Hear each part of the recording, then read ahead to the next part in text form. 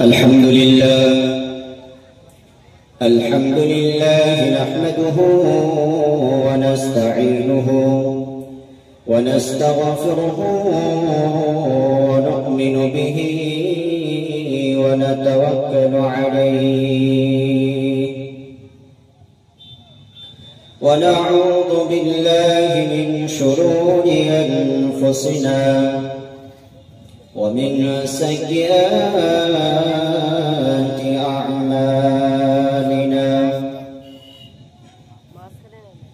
من يهده الله فلا مضل له ومن يضلله فلا هادي له ونشهد أن لا إله إلا الله وحده لا شريك له ونشهد أن سيدنا ونبينا ومولانا محمدا عبده ورسوله عما بعد فقد قال الله تبارك وتعالى في قرآنه الكريم أعوذ بالله من الشيطان الرجيم بسم الله الرحمن الرحيم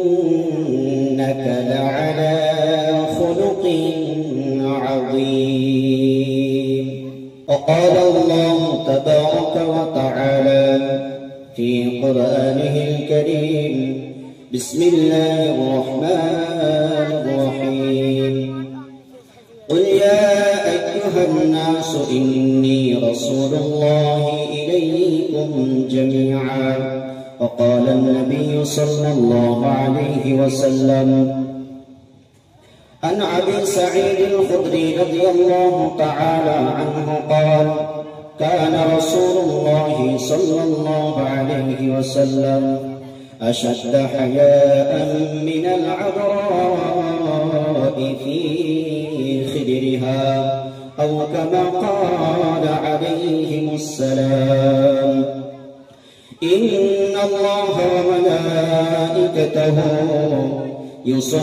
يصلون على النبي يا أيها الذين آمنوا صلوا عليه وسلموا تسليما اللهم صل على سيدنا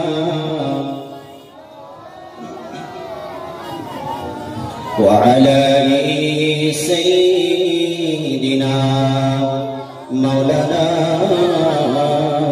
محمد তুমি শরীকহীন তুমি মহান এই বিশ্বের মালিক তুমি দয়াবান এখনো গফার তুমি এখনো সত্তার এখনো গফার তুমি এখনো সত্তার হাসরের দিনে তুমি হইবে কাহার এখনো গফার তুমি এখনো সত্তার হাসরের দিনে তুমি হইবে কাহার সেই দিনে নিবে তুমি সত্য প্রমাণ এই বিশ্বের মালিক তুমি দয়াবান তুমি শরীকহীন তুমি মহান এই বিশ্বের মালিক তুমি দয়াবান আল্লাহুম্মা صل على سيدنا مولانا محمد وعلى آل سيدنا مولانا محمد الحمد لله শুরুতেই প্রশংসা আদায় করছি রব্বুল আলামিনের দরবারে, যিনি আমাদেরকে অত্যন্ত বড় ভালোবেসে মেহেরবানি করে এইরকম একটা পবিত্র দিনে, পবিত্র জুমার দিন আল্লাহ রাব্বুল আলামিন সমস্ত রকমের কাজ কর্ম থেকে ফারিগ করিয়ে নিয়ে মাগরিবের পর কিছুক্ষণ আল্লাহ রাব্বুল আলামিনের জিকির করানোর পর কিছু আলোচনা বলা এবং শোনার মতো আল্লাহ রাব্বুল আলামিন তৌফিক দান করেছেন। সেই আল্লাহ রাব্বুল আলামিনের দরবারে আমরা সকলেই শুকরিয়া আদায় করছি, আলহামদুলিল্লাহ। দরুদ ও সালাম বর্ষিত হোক সেই বিশ্ব নবীর প্রতি, যে নবীর ওসিলায় আজকে আমরা দ্বীন পেয়েছি, যে নবীর ওসিলায় আমরা ইসলাম ধর্ম পেয়েছি, যে নবীর শানে আজকে এই জলসা, সেই বিশ্ব মানবের প্রতি সকলে উচ্চ আওয়াজে একবার দরুদ পাঠ করেন। সকলে বলেন সাল্লাল্লাহু আলাইহি ওয়াসাল্লাম। আজকে এটা হলো মহান সিরাতুন নবী জলসা, অর্থাৎ বিশ্ব নবী সাল্লাল্লাহু আলাইহি ওয়াসাল্লাম তানার যে সিরাত, তানার যে জীবনী, তানার জীবন চরিত্র, দুনিয়ার জীবনটা তিনি কেমন ভাবে কাটিয়েছেন, আমাদের জন্য তানার চারিত্রিক জীবনের মধ্যে আদর্শ কি লুকিয়ে আছে, তানার জীবনী থেকে আমাদের কি নেওয়ার আছে, এই সমস্ত বিষয়গুলো নিয়ে আলাপ আলোচনা হওয়ার স্টেজ এটা। সেই মাহফিল হচ্ছে এই সিরাতুন নবীর জলসার মাহফিল। তো ঠিক সেই কারণে আজকে আমি বিশ্ব নবী সাল্লাল্লাহু আলাইহি ওয়াসাল্লামের চারিত্রিক গুণাবলীর কয়েকটি বিষয় নিয়ে সংক্ষিপ্তভাবে আলোচনা করার চেষ্টা করব ইনশাআল্লাহ। ওয়া মা তাওফীকি ইল্লা বিল্লাহ। বিশ্ব নবী সাল্লাল্লাহু আলাইহি ওয়াসাল্লাম তার চরিত্র সম্পর্কে যদি বলা যায় বিস্তারিতভাবে, তাহলে রাতের পর রাত, দিনের পর দিন চলে যাবে, কিন্তু বিশ্বনবী সাল্লাল্লাহু আলাইহি ওয়াসাল্লামের চরিত্র সম্পর্কে বলে শেষ করা যাবে না, তাই কি না বলেন? তো বিশ্বনবী সাল্লাল্লাহু আলাইহি ওয়াসাল্লামের চারিত্রিক জীবন, তার এই আদর্শ জীবনের মধ্য থেকে দুই একটা বিষয় নিয়ে সংক্ষিপ্তভাবে আপনাদের সম্মুখে তুলে ধরার চেষ্টা করব। আল্লাহ রাব্বুল আলামিন অনেক নবী আলাইহিস সালাতু ওয়াস সালামকে দুনিয়ার বুকে পাঠিয়েছেন। প্রত্যেকটা নবী তাদের মধ্যে আখলাক, চরিত্র, উত্তম আখলাক, উত্তম চরিত্র ছিল। নবীওয়ালা আখলাক, নবীওয়ালা চরিত্র, তাদের ভিতরে আদর্শ ছিল। কিন্তু বিশ্ব নবী সাল্লাল্লাহু আলাইহি ওয়াসাল্লাম তিনি একটু স্পেশাল। নবীজি সাল্লাল্লাহু আলাইহি ওয়াসাল্লাম তার চরিত্র সম্পর্কে যদি বলি, তিনি একটু স্পেশাল। অন্যান্য নবীর সঙ্গে তুলনা করলে বিশ্ব নবী সাল্লাল্লাহু আলাইহি ওয়াসাল্লাম তার চরিত্র সব থেকে উত্তম চরিত্র, সবচাইতে শ্রেষ্ঠ চরিত্র। আল্লাহ রাব্বুল আলামিন কুরআনুল কারীমের মধ্যে সেই নবীর চরিত্র সম্পর্কে তিনি নিজেই বলেছেন, ইন্নাকা লাআলা খুলুকিন আযীম। সুমহা চরিত্রের অধিকারী বানিয়েছেন। কে বলছেন?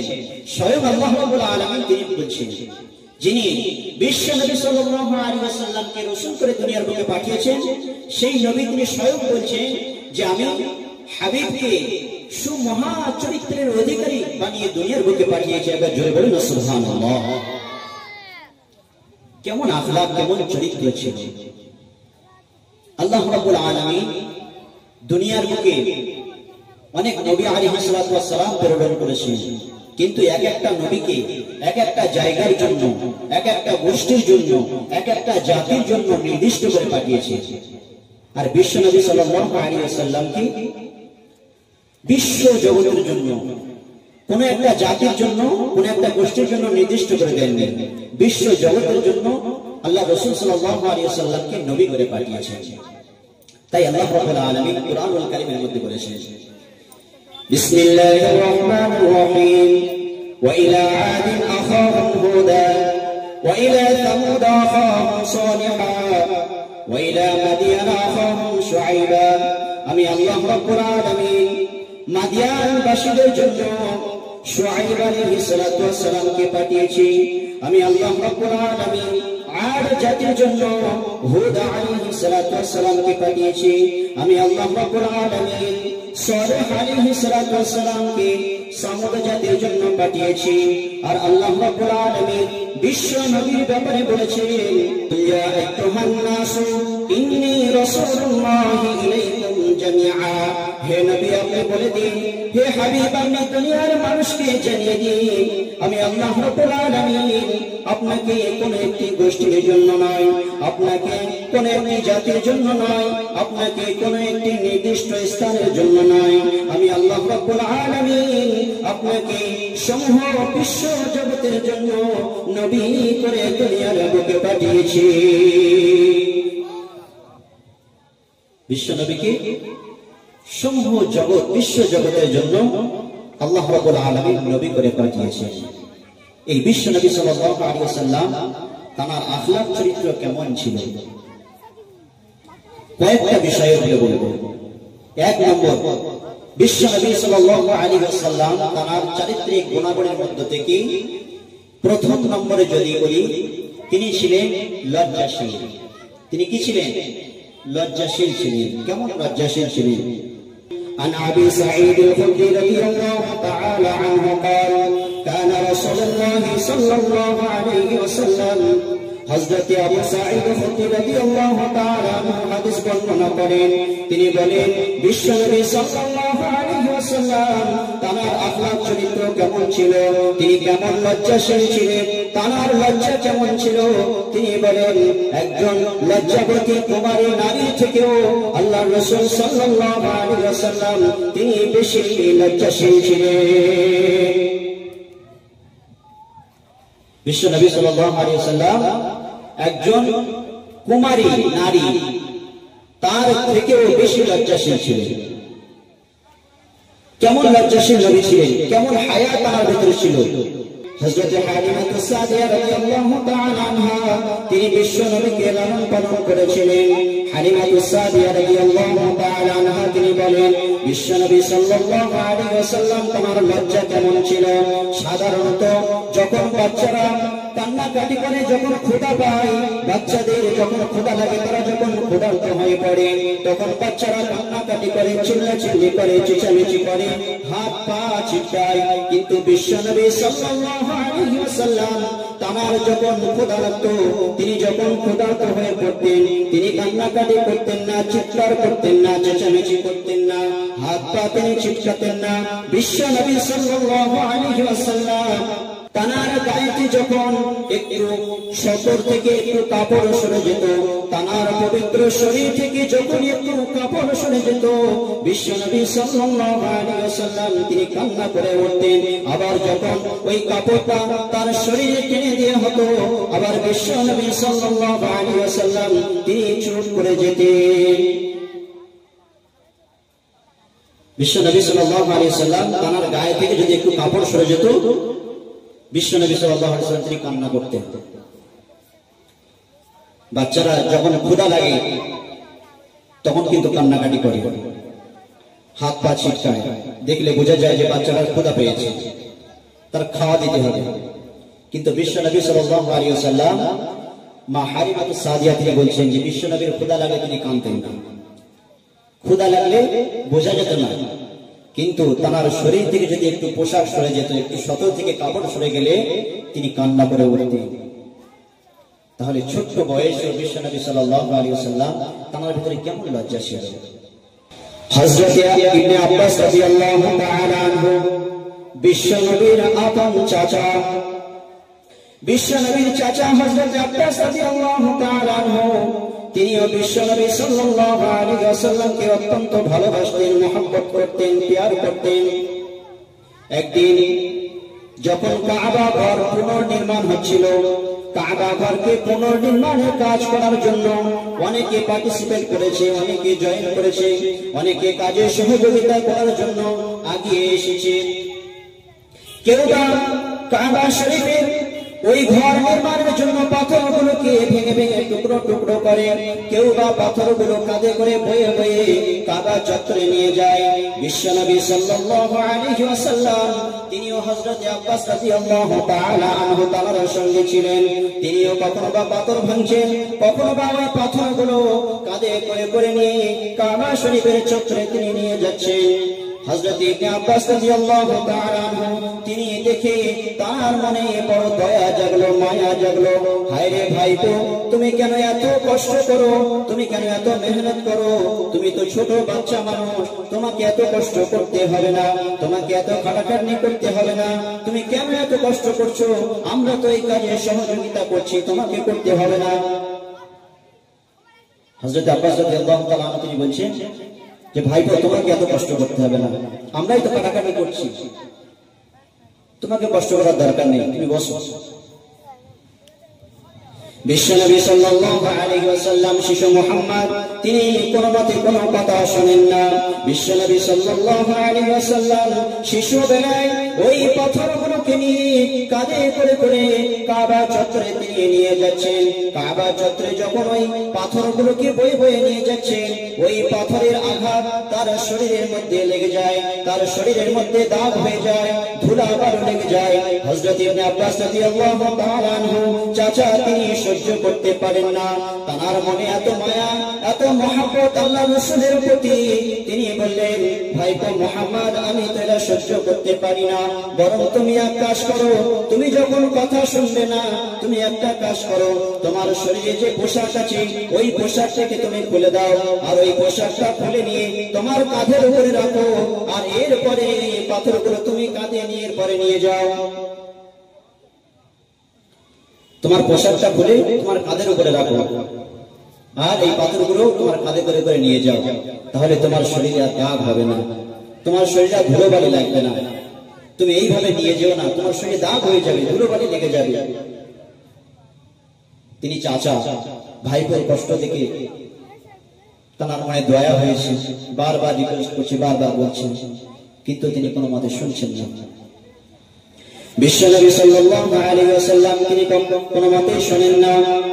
তিনি যখন বারবার না শুনে একই অবস্থায় পাথরগুলো ওইভাবে নিয়ে যায়, তখন চাচা আব্বাস রাদিয়াল্লাহু তাআলা তিনি কি করলেন, তিনি তার কথা না শুনে তার গায়ে যে পোশাক ছিল, বিশ্বনবী সাল্লাল্লাহু আলাইহি ওয়াসাল্লামের গায়ে যে পোশাক ছিল, ওই পোশাকটা ধরে তিনি নিজেই খুলতে চাইলেন। যখনই পোশাকটি টান দিবে, যখনই তিনি পোশাকটি টান দিবেন, এমন অবস্থায় বিশ্বনবী সাল্লাল্লাহু আলাইহি ওয়াসাল্লাম তিনি আসমানের দিকে মুখটা তাকিয়ে, আসমানের দিকে মুখটা উঁচু করে তিনি বেহুশ হয়ে জমিনের মধ্যে পড়ে গেছে।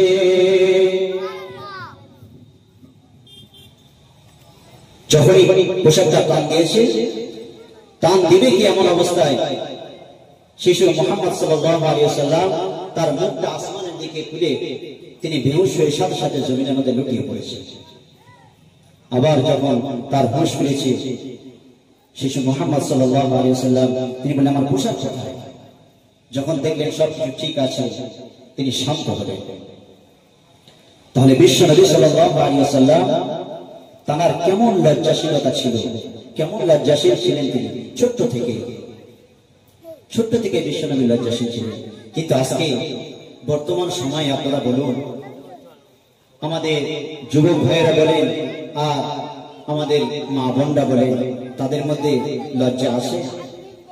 বিশ্বনবীর উম্মত, হায়রে কষ্ট লাগে যে নবী শিশুবেলা থেকে এত লজ্জাশীল ছিলেন, আর সেই নবীর উম্মত আমাদের মধ্যে কেমন আদর্শ থাকার দরকার ছিল, সেই নবীর আদর্শ আমাদের মধ্যে থাকার দরকার ছিল। আজকে ইয়ং ছেলেরা তারা প্যান্ট পরে, টাকুর নিচে প্যান্ট পরে, কত রকমের স্টাইল উঠেছে, কত রকমের ফ্যাশন উঠেছে। লজ্জা বলে তাদের মধ্যে কিছু নেই।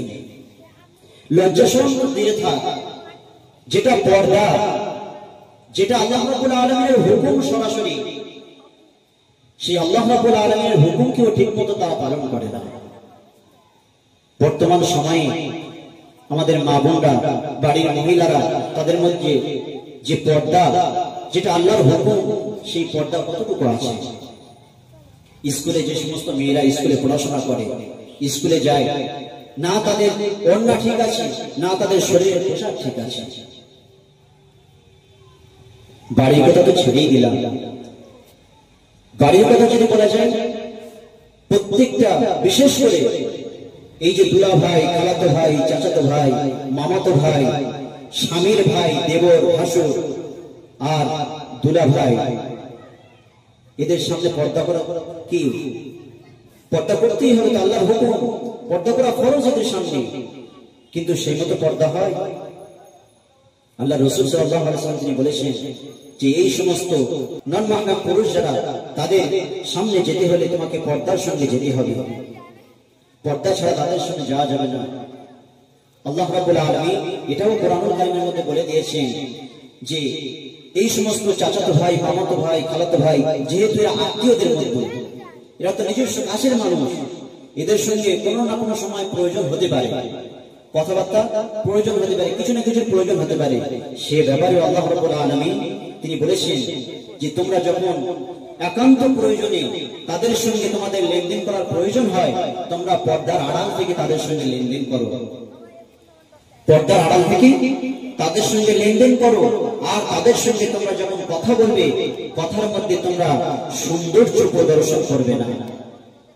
কত সাবধানতার কথা বলেছে, কিন্তু আজকে এই সাবধানতা আছে, এই পর্দা আছে? আর বিশ্ব নবী সাল্লাল্লাহু আলাইহি ওয়াসাল্লাম তার ভিতরে কেমন লজ্জাশীলতা ছিল? তাহলে যে কথা বলছিলাম, বিশ্ব নবী সাল্লাল্লাহু আলাইহি ওয়াসাল্লাম তার চারিত্রিক গুণাবলীর মধ্যে থেকে 1 নম্বর গুণাবলী হলো কি? তিনি লজ্জাশীল ব্যক্তি ছিলেন। দ্বিতীয় নম্বরে যদি বলি, বিশ্ব নবী সাল্লাল্লাহু আলাইহি ওয়াসাল্লাম তিনি ছিলেন সত্যবাদী। তিনি কি ছিলেন? সত্যবাদী। তার 63 বছর জীবনে তিনি একটাও মিথ্যা কথা বলেন না। জোরে বলুন সুবহানাল্লাহ। 63 বছর জিন্দেগিতে বিশ্ব নবী সাল্লাল্লাহু আলাইহি ওয়াসাল্লাম জীবনে একটা মিথ্যা কথা বলেননি। আর আজকে আমাদের কথায় কথায় মিথ্যা কথা। বাপ ছেলেকে শেখাচ্ছে, খাতায় লিখে লেখা শেখাচ্ছে যে সত্য মানুষকে মুক্তি দেয় আর মিথ্যা মানুষকে ধ্বংস করে। পিতা ছেলেকে লিখে দিয়েছে খাতায়, বাবা এই লেখাটা প্র্যাকটিস করো। কিছুক্ষণ পরেই একজন ব্যক্তি তার দরওয়াজায় এসে ডাক দিয়েছে, আব্দুর রহমান, ভাই আব্দুর রহমান, তুমি কি বাড়িতে আছো? সাথে সাথে ওই পিতা ওই ছেলেকে বলছে, বাবা তুমি যাও, গিয়ে বলো ওই লোকটাকে যে আব্বা বাড়িতে নাই। বলে, আব্বা আপনি এক্ষুনি লিখে দিলেন যে সত্য সত্য মুক্তি দেয় আর মিথ্যা মানুষকে ধ্বংস করে, আপনি এক্ষুনি তো লিখে দিলেন আমাকে, আর আপনি এটা কি বলছেন? বলে, বাবা ওটা তো খাতার টাকা, খাতাই খা, এখন তুমি আমাকে মিথ্যা কথা বলে অন্তত তুমি আমাকে নাজাত দাও। কেন? যে 10,000 টাকা পায়। এই তো আমাদের সমাজের অবস্থা। কিন্তু বিশ্ব নবী সাল্লাল্লাহু আলাইহি ওয়াসাল্লাম তার 63 বছর জিন্দেগিতে তিনি কখনো একটা মিথ্যা কথাও বলেননি।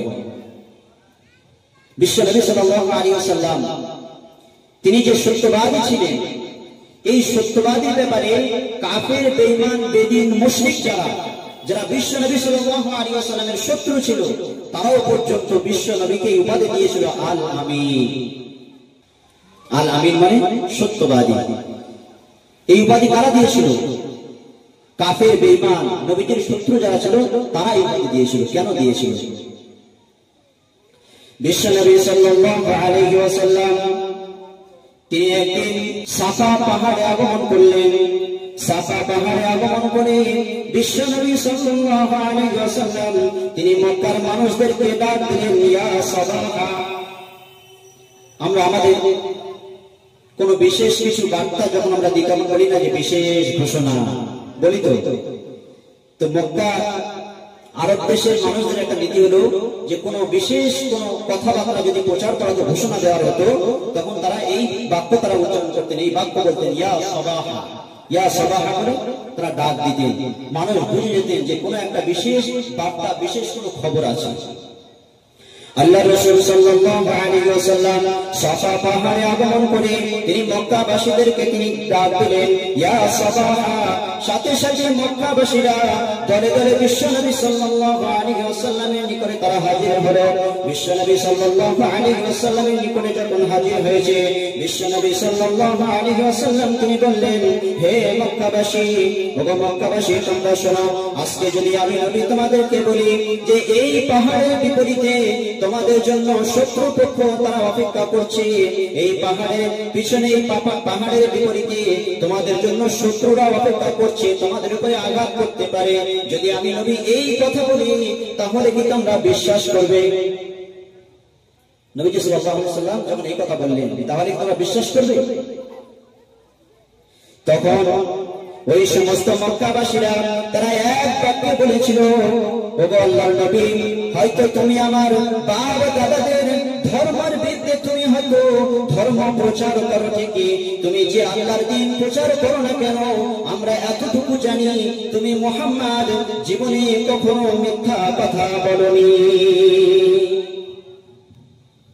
এই সার্টিফিকেট কারা দিচ্ছে? নবীজির শত্রু যারা বেঈমান মুশরিক কাফের, তারা এই সার্টিফিকেট দিচ্ছে যে আমরা জানি নবী আপনি কখনো মিথ্যা কথা বলেননি, এটা আমরা জানি, তবেই তো আমরা আপনাকে আল আমিন, সত্যবাদী উপাধি দিয়েছি। আর আজকে আমরা কোথায় কোথায় মিথ্যা কথা, আর সবচাইতে বেশি মিথ্যা কথা যার মাধ্যম দিয়ে হয় সেটা হলো মোবাইল। মোবাইলে ফোন করছে, হ্যালো ভাই কোথায় আছে? তান্দি বলছে জীবনতলায় আছে। এই তো অবস্থা সমাজে, কোথায় কোথায় মিথ্যা কথা। বিশ্বনবী সাল্লাল্লাহু আলাইহি ওয়াসাল্লাম তিনি বলেছেন, কোন মানুষ যদি মিথ্যা কথা বলেন, একটা মিথ্যা কথা কত মারাত্মক হতে পারে। কোন মানুষ যদি মিথ্যা কথা বলে, ওই মিথ্যা কথার দুর্গন্ধে তার মুখে এতটা দুর্গন্ধ সৃষ্টি হয়, ওই মিথ্যা কথার দুর্গন্ধে রহমতের ফেরেশতারা তার দৃষ্টি শক্তি যতদূর পর্যন্ত যায়, ওই ব্যক্তির দৃষ্টি শক্তি যতদূর পর্যন্ত যায়, ওই রহমতের ফেরেশতারা ওই দৃষ্টি শক্তির বাইরে তারা পালিয়ে যায়। কেউ যদি মিথ্যা কথা বলে, এই মিথ্যা কথা বলার কারণে তার মুখে এতটা দুর্গন্ধ সৃষ্টি হয়, আল্লাহর রহমতের ফেরেশতা তার দৃষ্টি শক্তির বাইরে চলে যায়। শুধু তাই নয়, মিথ্যা বলা এটা কাদের আলামত জানেন? বলতে পারবেন? মুনাফিকের আলামত।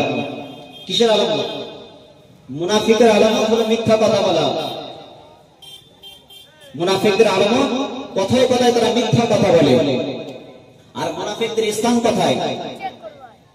কেউ যদি বলে যে মুসলমান দেখব, তাহলে ভারতবর্ষে মুসলমান আছে, বাংলাদেশে মুসলমান আছে, আরবে মুসলমান আছে, অনেক দেশে মুসলমান আছে, অনেক পুরো দেশ মুসলিম এমনও আছে।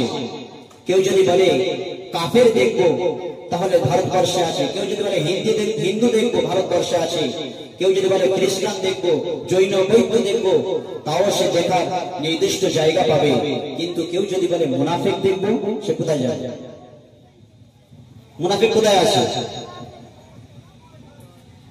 যেখানেই মুসলমান আছে সেখানেই মুনাফিক আছে। মুসলমান নামে, শুধুমাত্র নামে মুসলমান, কিন্তু তাদের মনের মধ্যে নিফাকি রয়েছে, কথায় কথায় মিথ্যা কথা বলে, এরাই হলো মুনাফিক। আল্লাহ রাব্বুল আলামিন তিনি কুরআনুল কারীমের মধ্যে বলেছেন, ইন্নাল মুনাফিকিনা ফি দারকিল আসফালি মিনান নার। মুনাফিকদের স্থান হলো কাফের, বেঈমান, বেদিন, মুশরিক, যারা আল্লাহ রাব্বুল আলামিনের সাথে শিরক করে, আল্লাহর সঙ্গে অন্য কাউকে শরীক করে, তারাও জাহান্নামে যাবে। মুশরিকরা জাহান্নামে যাবে, কাফের বেঈমানরা তারা জাহান্নামে যাবে। কিন্তু তাদের স্থান আর মুনাফিকদের স্থান কিন্তু একই রকম হবে না। আল্লাহ রাব্বুল আলামিন তিনি বলেন, ইন্নাল মুনাফিকিনা ফি দারকিল আসফালি মিনান নার। মুনাফিকদের স্থান হলো জাহান্নামের সর্বনিম্ন স্তর। মুনাফিকদের স্থান জাহান্নামের সর্বনিম্ন স্তর। বিশ্বনবী সাল্লাল্লাহু আলাইহি ওয়াসাল্লাম একদিন সাহাবাদেরকে নিয়ে বসে আছেন, তালিম দিচ্ছেন। হঠাৎ করে তিনি চুপ হয়ে গেলেন। এদিকে খেয়াল করেন, বিশ্বনবী সাল্লাল্লাহু আলাইহি সাল্লাম তিনি হঠাৎ করে থমকে গেলেন। সাহাবায়ে কেরাম রাদিয়াল্লাহু তাআলা আনহুম জিজ্ঞাসা করলেন, ইয়া রাসূলুল্লাহ, আপনি এমন হঠাৎ চুপ হয়ে গেলেন কেন, থমকে গেলেন কেন? বিশ্বনবী সাল্লাল্লাহু আলাইহি ওয়াসাল্লাম তিনি বললেন যে আমি একটা বিরাট শব্দ শুনতে পেয়েছি। তোমরা কি জানো এই শব্দটা কিসের শব্দ? সাহাবায়ে কেরাম রাদিয়াল্লাহু তাআলা আনহুম জিজ্ঞাসা করলেন, ইয়া রাসূলুল্লাহ, কিসের শব্দ যে শব্দ শুনে আপনি থমকে গিয়েছেন, চুপ হয়ে গিয়েছেন? আল্লাহ রাসূল সাল্লাল্লাহু আলাইহি ওয়াসাল্লাম তিনি বললেন, ৭০,০০০ বছর আগে জাহান্নামের উপর থেকে একটা পাথর ছেড়ে দেওয়া হয়েছিল। কত বছর আগে? ৭০,০০০ বছর আগে জাহান্নামের উপর থেকে একটা পাথর নিক্ষেপ করা হয়েছিল, ছেড়ে দেওয়া হয়েছিল। ওই পাথরটা আজকে ৭০,০০০ বছর পর জাহান্নামের সর্বনিম্ন স্তরে তলদেশে সজোরে আঘাত করেছে। তার শব্দ শুনে আমি থমকে গিয়েছি। তাহলে মুনাফিকদের অবস্থা কোথায়? জাহান্নামের সর্বনিম্ন স্তরে। কত নিকৃষ্ট এরা! মুনাফিকদের আলামত হলো কোথায় কোথায় তারা মিথ্যা কথা বলে। আমরা কোথায় কোথায় মিথ্যা কথা বলি, কিন্তু বিশ্বনবী সাল্লাল্লাহু আলাইহি ওয়াসাল্লাম তিনি জীবনে কোনোদিন মিথ্যা কথা বলেননি। কেমন নবী ছিল তিনি! সেই নবীর আদর্শ আমাদের মধ্যে আছে। আজ আমরা মুসলমান, বিশ্বনবীর উম্মত, যে উম্মতকে শ্রেষ্ঠত্বের মর্যাদা দেওয়া হয়েছে, প্রত্যেকটা উম্মতের থেকে এই উম্মতকে ছাঁটাই বাছাই করে শ্রেষ্ঠ উম্মত হিসেবে মর্যাদা দিয়েছে। কি কারণে? বিশ্বনবী সাল্লাল্লাহু আলাইহি ওয়াসাল্লামের কারণে। তিনি নবী হিসেবে যেমন শ্রেষ্ঠ নবী, উম্মত হিসেবে আমাদেরকেও আল্লাহ রাব্বুল আলামিন শ্রেষ্ঠ উম্মতের মর্যাদা দান করেছেন। অথচ সেই নবীর আখলাক, চরিত্র, সেই নবীর আদর্শ আজ আমাদের মধ্যে নেই। সেই নবীর আখলাক চরিত্র যদি আজকে আমাদের মধ্যে থাকতো, সেই নবীর প্রেম, সেই নবীর ভালোবাসা যদি আমাদের মধ্যে থাকতো, তাহলে আজকে মুসলমানরা এতটা নিপীড়িত, এতটা অপমানিত, এতটা অপদস্থ, এতটা জুলুমের শিকার হতো না। আজ মুসলমানদের অবস্থা দেখেছেন তো, বিশ্বের প্রান্তে প্রান্তে কি অবস্থা বলেন তো? মুসলমানরা প্রত্যেকটা জায়গায় মার খাচ্ছে, বিনা দোষে তাদের উপরে কিভাবে অত্যাচার চলছে। বিশ্বনবী সাল্লাল্লাহু আলাইহি ওয়াসাল্লামের নামকে তারা তাজিম করার জন্য বিশ্বনবীকে মুহাব্বত করে নামের পোস্টার দিয়েছে। বিশ্বনবীর নবী দিবস উপলক্ষ করে, মিলাদুন নবী উপলক্ষ করে পোস্টার টাঙিয়েছে। তার জন্য তাদের নামে এফআইআর হচ্ছে। যত জায়গায় এনে আন্দোলন হচ্ছে, কিভাবে পেটাচ্ছে দেখেন মুসলমানদেরকে। কিসের জন্য? আজকে সেই নবীর উম্মত হওয়ার পরেও সেই নবীর মুহাব্বত, সেই নবীর ভালোবাসা, সেই নবীর আদর্শ আমাদের মধ্যে না থাকার কারণে। যদি থাকতো তাহলে মুসলমানরা আজকে মার খেত না, মুসলমানরা আজকে অপমানিত হতো না। ওই জন্যে আমাদেরকে সেই নবীর আদর্শ আমাদের জীবনে বাস্তবায়ন করতে হবে। শুধু এইরকম মিলাদ মাহফিল, মিলাদুন নবী, সিরাতুন নবী, বিশ্ব নবী দিবস, মহান হিসাবে সওয়াব, জলসা, জুলুস, মিলাদ মাহফিল শুরু দিলে হবে না। সাথে সাথে আমাদের মধ্যে সেই নবীর আদর্শ বাস্তবায়ন করতে হবে। আমাদের জীবন ব্যবস্থাকে সেই নবী সাল্লাল্লাহু আলাইহি ওয়াসাল্লামের আদর্শে আদর্শিত হতে হবে, তবে এগুলো সফল হবে। তবে